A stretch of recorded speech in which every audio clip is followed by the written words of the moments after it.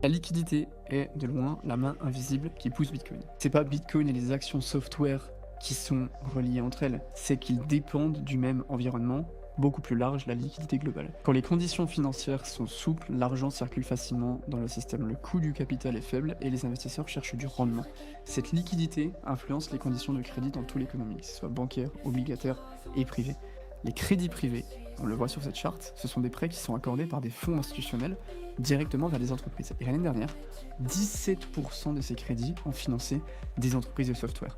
Donc quand la liquidité est abondante, le financement est facile, les entreprises elles peuvent grandir et les investisseurs ils sont prêts à payer beaucoup plus cher le potentiel futur. Et c'est là que les prix augmentent. Mais quand la liquidité globale se contracte, les conditions de crédit se durcissent, le coût du capital augmente, les fonds prêtent moins, le crédit privé se tend. Et dans ce contexte, les portefeuilles se rééquilibrent, on réduit l'exposition aux actifs les plus sensibles à une croissance.